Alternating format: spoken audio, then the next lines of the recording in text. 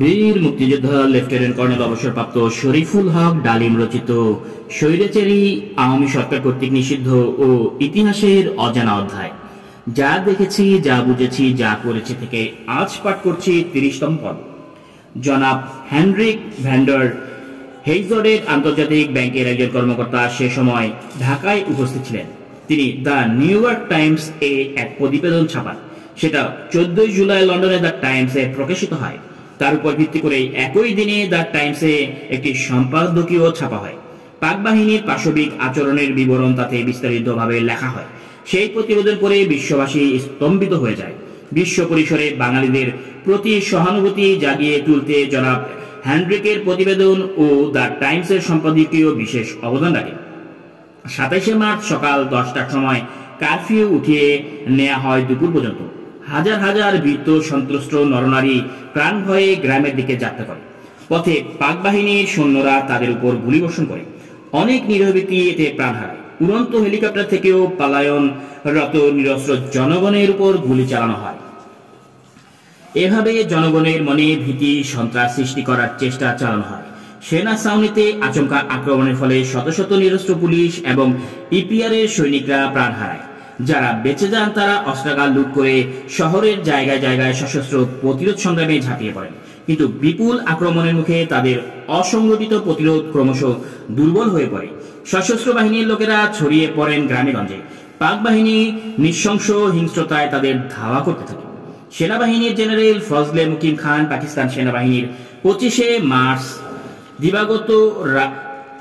দিবাগত রাতের নিষ্ঠুর আগ্রাসনের তারিফ করে বলেন, প্রয়োজনে খাতিরে পাকিস্তান সেনাবাহিনীকে বিদ্রোহ দমন করার জন্য মর্টার, রেকলেসেন রাইফেল, মেশিন গান, এমনকি ট্যাঙ্কও ব্যবহার করতে হয়েছিল। সে রাত্রে মরণাস্ত্রসমূহের শব্দ থেকে মনে হচ্ছিল সমস্ত ঢাকা শহরই একটি রণক্ষেত্রে পরিণত হয়েছে। ঢাকায় অবস্থানরত সব বিদেশি সাংবাদিকদের জোরপূর্বক ধরে নিয়ে যাওয়া হয় সেনানিবাসে। সেখান থেকে তাদের সোজা এয়ারপোর্টে নিয়ে গিয়েছিলেন। বিশেষ প্লেনে তুলে নিয়ে দেশ থেকে বাধ্য করা হয়। সে রাতে বন্দী অবস্থায় তাদের সাথে সেনাবাহিনীর সদস্যরা অত্যন্ত দুর্ব্যবহার করে। সেনাবাহিনীর হাত থেকে মাত্র 3 জন বিদেশি সাংবাদিক রেহাই পান। এরা গোপনে ঢাকায় লুকিয়ে থেকে সেনাবাহিনীর চোখে ধুলো দিলে সক্ষম হয়েছিলেন। তারা ছিলেন জনাব আর্নল্ড হেইথলিন, জনাব মেসল লরেন্ট এবং সাইমন রিং। তাদের মাধ্যমেই পরে বিশ্ববাসী 25শে এবং 26শে মার্চের রাত্রের ঘটনাবলী এবং সেনাবাহিনীর নৃশংস হত্যাকাণ্ড সম্পর্কে জানতে পারে। জনাব সাইমন রিং ডেইলি টেলিগ্রাফে এক বিবরণীতে লেখেন, পাকিস্তানের ঐক্যের জন্য ঢাকাকে চরম খেসারত দিতে হয়েছিল। 9 মার্চের 30 তারিখে আমরা BBC, voice of America, Lord of India, radio today, radio Australia প্রভৃতি স্টেশনগুলো থেকে প্রচারিত নিবন্ধ থেকে পূর্ব পাকিস্তানের 25-26শে মার্চ রাতের ঘটা ও পরবর্তী দিনগুলোতে ঘটনাবলী সম্পর্কে অনেক কিছু জানতে পারি। বাংলাদেশে ফেলে আসা আত্মীয় স্বজন, বন্ধু বান্ধব, পরিজনদের অবস্থা ভেবে ভারাক্রান্ত হয়ে ওঠে মন। পাকিস্তান সরকার ও সেনাবাহিনীর ন্যাক্কারজনক আচরণে বিক্ষুব্ধ হয়ে উঠি। সেই সেনাবাহিনীতে চাকরি করছি বলে নিজের প্রতি আত্মধিক্কার জাগে মনে। ভাবি, এই অবস্থায় প্রবাসে বসে আমাদের কি কিছুই করণীয় নেই? বাঙালিদের ঘোষিত স্বাধীনতা সংগ্রামের আমাদের কি কোনো দায়িত্ব নেই? সমস্ত বাঙালি জাতির কাছে একাত্মতা ঘোষণা করে স্বাধীনতা সংগ্রাম অবদান রাখার জন্য আকুল হয়ে ওঠে মন। অস্বস্তিকর পরিবেশে শ্বাসরুদ্ধকর অবস্থায় সময় কাটাতে থাকে আমাদের। ইতিমধ্যে আমাদের কোর্স প্রায় শেষ হচ্ছে। কোর্সে আগত বাঙালি অফিসারদের মধ্যে ক্যাপ্টেন তাহের, সেকেন্ড লেফটেন্যান্ট নূর চৌধুরী এবং লেফটেন্যান্ট মতিনের সাথে আমার ঘনিষ্ঠতা হয়। চিন্তা ভাবনার মিল ছিল আমাদের এই ঘনিষ্ঠতার প্রধান কারণ। আমি লোকাল অফিসার, এরা প্রায় আমার মেসে আসে।